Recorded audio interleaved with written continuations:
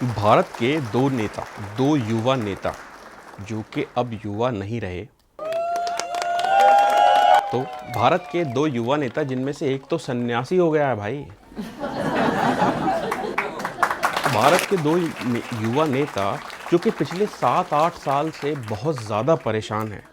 आजकल उनको समझ में नहीं आ रहा है कि वो क्या बोल रहे हैं, किससे बोल रहे हैं, क्यों बोल रहे हैं, किस लिए बोल रहे हैं। वैसे जो लोग मेरा शो रेगुलरली देखते हैं उनको पता चल गया होगा कि मैं किन के बारे में बात कर रहा हूँ। वैसे मेरे शो की अगर बात आती है तो मैं आपको बता दूं कि देखिए, पता चल जाता है कि कौन कौन कितनी कितनी बार ये वीडियो देख रहे हैं, कितने वीडियोस देख रहे हैं। तो भैया, अगर आपको है, मतलब अगर आप देखते हैं तो आपसे गुजारिश है, सब्सक्राइब कर दीजिए, लाइक कर दिया करें वीडियोस। थोड़ा सा हम लोगों को थोड़ा सा मोटिवेशन मिल जाता है, भले आदमी आप लोग बन जाएंगे, हमारा भला हो जाएगा थोड़ा सा। तो जो लोग रेगुलर व्यूअर्स हैं उनसे प्लीज़ हमारी रिक्वेस्ट है कि प्लीज़ सब्सक्राइब करें हमारे चैनल को और कमेंट ज़रूर करें। जो भी आपको अच्छा लगे तो कमेंट करें, बुरा लगे तो कमेंट करें, क्या देखना चाहते हैं तो कमेंट करें। तो मैं बात कर रहा था दो युवा नेता की। उनमें से जो एक युवा नेता हैं वो जो है पिछले कुछ महीनों से सन्यासी बने हुए थे, लेकिन फाइनली उन्होंने क्या किया, उन्होंने जो है अपनी दाढ़ी वाड़ी कटवा ली, अपने बाल वाल ट्रिम करा लिए और जो है निकल लिए, जो कि वो हमेशा करते हैं। और निकल कर पहुँच गए कहाँ पे? Cambridge university. और कैम्ब्रिज यूनिवर्सिटी में उन्होंने क्या कहा, किस लिए कहा, किससे कहा, आप खुद ही सुन लीजिए। About it is that Indian democracy is a public good, okay? Because it is by far the biggest democracy. At least 50% of people who live in a democratic space live in India, and so preserving and defending Indian democracy is more than just about India. It's actually about defending the democratic structure and the democratic system on the planet, right? Can we do the next slide? So that's what I described: capture and control of media and the judiciary, surveillance and intimidation. I myself had Pegasus on my phone. Large number of politicians have Pegasus on my phone, on their phone. I've been called by intelligence officers who tell me, listen, please be careful what you're saying on the phone, because we are sort of recording this stuff. So this is a constant pressure that we feel. Cases on opposition. I've got number of criminal libel cases for things that should under no circumstances be criminal libel cases. But that's the story, right? And that's what we are trying to defend. What we found as the opposition was that it's very difficult to communicate with people. तो भाई साहब जो है वो अपनी दाढ़ी वाड़ी कटा के, बाल वाल ट्रिम करा के पहुंच गए कैम्ब्रिज यूनिवर्सिटी। और ना केवल भारत सरकार के ऊपर बल्कि जो भारत की संवैधानिक संस्थाएं हैं उनके ऊपर भी उन्होंने कीचड़ उछाला। क्यों उछाला? तो भाई, ये आदमी क्या बोलता है, किससे बोलता है, कहाँ बोलता है, किस जीव जंतु, किस प्राणी के नशे कर कर ये आदमी बोलता है, ये तो शायद भगवान भी नहीं जानते। तो इसलिए सबसे पहले तो हम ये कहेंगे कि देखिए, आपको बीजेपी को गालियां देनी है आप दीजिए, आपको मोदी को गालियां देनी है आप दीजिए, आपको आरएसएस को गालियां देनी है दीजिए, लेकिन भारत अपने देश के ऊपर पैथेटिक है यार, सीरियसली पैथेटिक। अभी कुछ दिनों पहले ही आपने सन्यासी बनकर भारत जोड़ो यात्रा की थी, और अब आपने वो चोला उतार के आप भारत तोड़ो यात्रा शुरू कर दिए। किसके सामने बोल रहे हैं? सोचो तो यार भाई, क्या बोल रहे हैं? देश के बारे में तो ना बोलो यार। हाँ, मोदी के बारे में बोलना है, मोदी को गालियां दो, आरएसएस को गालियां दो, आपका जन्मसिद्ध अधिकार है भाई, इनको गालियां दो, सबको गालियां दो, लेकिन देश के बारे में ना बोले यार। मोदी, आरएसएस, बीजेपी की बुराई करते करते कब आप देश की बुराई करने लगते हैं आपको खुद भी पता नहीं चलता, और फिर चमचे कहते हैं कि ये पीएम बनेंगे। इसलिए हम ये भी कहेंगे कि आप कह रहे हैं कि भारत में जो है वो लोकतंत्र खत्म हो चुका है। तो अगर लोकतंत्र खत्म हो चुका है, मतलब आप मतलब समझते हैं, अगर लोकतंत्र खत्म हो चुका होता तो आप भारत जोड़ो यात्रा नहीं कर पाते। अगर लोकतंत्र खत्म हो जाता तो आप कश्मीर में तिरंगा नहीं फहरा पाते लाल चौक पे जाके। अगर लोकतंत्र खत्म हो जाता तो दीदी के साथ आप कश्मीर में मस्ती नहीं कर पाते। अगर लोकतंत्र खत्म हो जाता तो आप जो है वो वहाँ नहीं होते, जमानत पे हैं आप बाहर। ये नहीं बताया आपने किसी को। और जिस पार्टी ने लोकतंत्र खत्म कर कर इमरजेंसी लगाई थी, वो पार्टी वाले तो लोकतंत्र की बात ना ही करें तो ही अच्छा है। तो ये तो बात हुई एक युवा नेता की। दूसरे युवा नेता जो हैं वो आज भी 1977 के पहले के संविधान को फॉलो कर रहे हैं। उन्होंने अपडेट्स नहीं लिए हैं। देखेंगे आप, देखिए इस वीडियो को।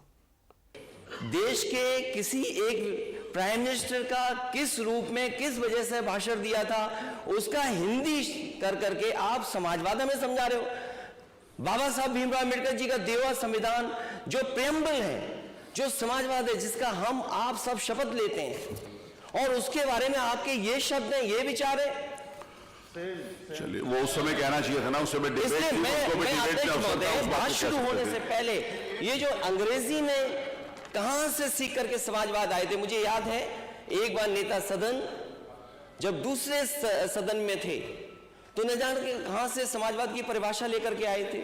इस सदन में आए तो फिर एक और परिभाषा लेकर के आए। अगर अध्यक्ष महोदय अनुमति दें तो मैं वो अंग्रेजी जो है जिसकी हिंदी की है आपने, मैं माननीय मंत्री जी जानना चाहूंगा किसकी अंग्रेजी हिंदी कर दी उन्होंने। नहीं माननीय मंत्री जी, वो विषय उस समय आया था तो उस समय उसके बाद भी चर्चा के लिए मैं ये फ्लोर जानना खुला था, चाहता तो हूं उस समय कि इस बात को किसकी ले आते, स्पीच थी जो उस समय इस आपने बात को हिंदी कह में देते। कही, मैंने समाजवाद। रोका तो था नहीं, अपनी बात कहने का आपके पास अधिकार था, आप उस समय पूरी बात कहते। आपको अपनी बात कहने का पूरा अधिकार है, अभी भी आपने पूरी बात कही। जिस समय माननीय नेता सदन ने कोई बात कही, उसके बाद भी बहुत सारे माननीय सदस्यों को अवसर मिला, उन्होंने अपनी बात कही। उस समय माननीय पांडे जी भी उपस्थित थे, खड़े होकर अपनी बात कह रहे थे, मैंने उनको रोका तो था नहीं। नहीं महोदय, वो स्पीच किसकी थी जो हिंदी में नेता सदन अब ने ये तो पढ़ी है? ये तो वो मैं ये समझता नहीं हूं कहा जा माननीय सकता। मंत्री जी क्लियर कर देंगे। माननीय माननीय अध्यक्ष जी। माननीय संस्कृतिकार, आज नेता सदन नहीं है मान्यवर। जो माननीय नेता प्रतिपक्ष ने जानना चाहा है मान्यवर, जो संविधान 26 जनवरी 1949 को आत्मार्पित किया गया था, उसमें यह शब्द नहीं था। ये 3 जनवरी 1977 को, पूरी बात आ जाने दीजिए, 3 जनवरी 1977 को एक संविधान संशोधन जोड़ा गया संविधान में, उसमें यह शब्द बाद में आया। ये सही है कि संविधान में यह शब्द दिया हुआ है मान्यवर, और जो कुछ भी माननीय नेता सदन ने कहा है मान्यवर, बहुत सी जगह पर हम अपने अपने विचारों को अलग अलग प्रस्तुत करते हैं मान्यवर। साम्यवाद पर, समाजवाद पर, पूंजीवाद पर हमने समय समय के ऊपर अपने अपने लोगों ने समय समय पर हर तरीके की स्पीचेस दी, अपने विचार व्यक्त किए मान्यवर। संविधान के संबंध में उन्होंने कुछ भी नहीं कहा, संविधान का नाम भी नहीं लिया। कोई भी व्यक्ति किस परिप्रेक्ष्य में कौन सी बात कहता है, उनका विचार किस विषय पर क्या विचार आया है, ये अलग बात है। संविधान के प्रति पूरा आदर है, पूरा सम्मान है। हमने संविधान की शपथ ली है, हम उसको निभाएंगे भी, लेकिन उसको उस परिप्रेक्ष्य में जोड़ा नहीं जाना चाहिए। हमारा किस विषय के ऊपर क्या विचार है, उसको दोनों चीजों को कलम मत करिए। संविधान अपने आप संविधान को कोट नहीं किया, संविधान को किसी प्रकार से उन्होंने उद्धृत नहीं किया, इसलिए उसको ये लाना नहीं चाहिए। और ये नियम 300 में नहीं आता मान्य, इसको आग्रह किया जाए मान्य। मैंने स्वीकार ही नहीं किया।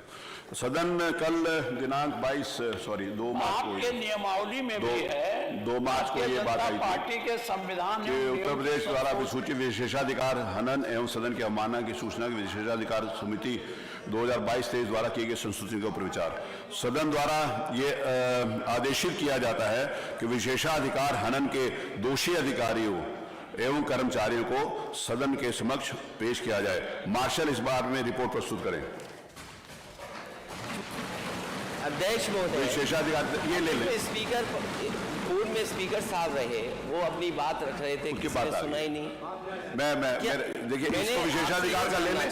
मुझे लगता है कि आप इंटरेस्टेड ना हो तो फिर जो दी गई थी किसी सदन की, वो किसकी आपने हिंदी कर दिया। क्या आप समाजवाद को इस तरीके से कहेंगे? माननीय नेता, मैं अध्यक्ष महोदय सरकार के और उससे नहीं, कोई बात- संतुष्ट नहीं हो, हम इस सदन से वॉकआउट करते हैं समाजवादी लोग, क्योंकि ये सरकार संविधान के खिलाफ है। ये सरकार बाबा साहब के जो दिया गया है संविधान उसके खिलाफ है। डॉक्टर राममनोहर लोहिया ने जो सिद्धांत दिया उसके खिलाफ सरकार है। तो भैया अपडेटेड रहिए। अपडेटेड होना बहुत ज़रूरी है, चाहे वो नौकरी हो चाहे वो राजनीति हो। अपडेटेड रहिए और गुस्सा थोड़ा कम किया करें भैया। एक तो आप गुस्से वाले, दूसरे से हमारे बाबा गुस्से वाले, यूपी वाले। हाँ, आइए आपको एक धमाकेदार बाइट दिखाते हैं, वीडियो बाइट दिखाते हैं बाबा की। और मैं इस पूरे हाउस को इस बात के लिए आश्वस्त करता हूं कि जीरो टॉलरेंस की नीति के तहत सरकार जो कार्रवाई अब तक करती रही है उसके परिणाम भी बहुत शीघ्र सामने आएंगे, कोई संदेह नहीं होना चाहिए। लेकिन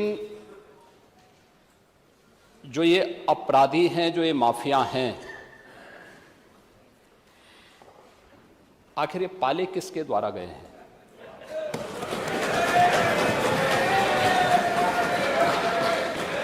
बात जवाब आ जाए। ये जब अभी आपका नाम तो नहीं जिस लिया कि आपने माफिया पाले- के खिलाफ- वो जवाब आ जाए। जिस माफिया के खिलाफ वो जो भी एफआईआर हो, लॉन्च जिसने भी करवाई किया है किसी का नाम तो परिवार नहीं लिया में, ना, किसी का क्या नाम ये तो सच लिया। नहीं कि समाजवादी पार्टी ने उन्हें सांसद बनाया था? क्या ये सच नहीं है?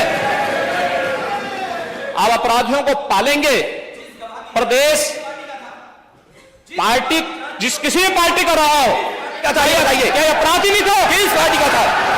किस पार्टी का था?